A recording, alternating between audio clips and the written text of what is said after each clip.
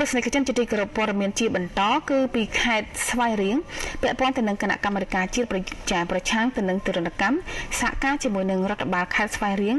បើកវគ្គបណ្ដុះបណ្ដាលនិងអប់រំផ្សព្វផ្សាយស្ដីពីទិន្នន័យភារកិច្ចរបស់គណៈកម្មាធិការជាតិប្រឆាំងទៅនឹងទរណកម្មនិងលិខិតបទដ្ឋានគតិយុត្តអន្តរជាតិលើការងារបង្ក្រាបទប់ស្កាត់និងប្រឆាំងទៅនឹងទរណកម្ម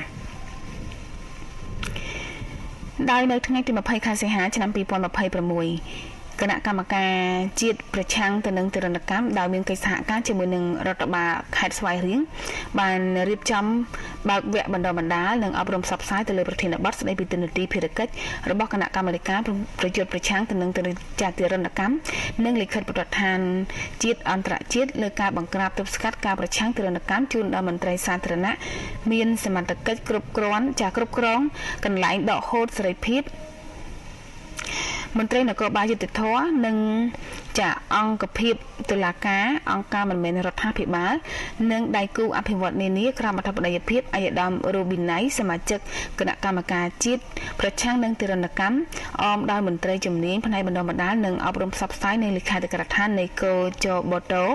នៅសាលប្រជុំសាលាខេត្តស្វាយរៀង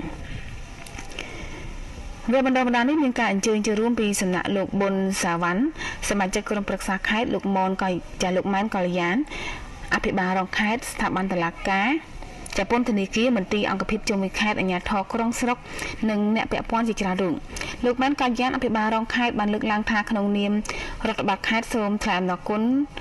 ដែលបានបង្កើតនៅវគ្គបណ្ដុះបណ្ដាលនេះតាមរយៈកិច្ចសហការបណ្ដុះបណ្ដាលដោយបានចូលរួមចំណែកធ្វើឲ្យការប្រឆាំងទរណកម្មកាន់តែមានទទួលបានជោគជ័យបន្ថែមទៀតអាយដាមរ៉ូប៊ីណៃសមាជិកកោចបតោបានមានប្រសាសន៍បើកវគ្គបណ្ដុះបណ្ដាលអំពីទូនាទីភារកិច្ចរបស់គណៈកម្មការជាតិប្រយុទ្ធប្រឆាំងទៅនឹងទរណកម្មនិងលិខិតបទដ្ឋានជាតិនិងអន្តរជាតិទៅលើការងារទប់ស្កាត់បង្ក្រាបទរណកម្មដោយបានថ្លែងអំណរគុណ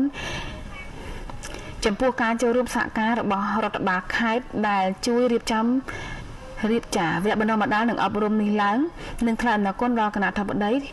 អាយដាមលោកជំទាវក៏ដូចជាអ្នកចូលរួមនៅក្នុងកម្មវិធីទាំងអស់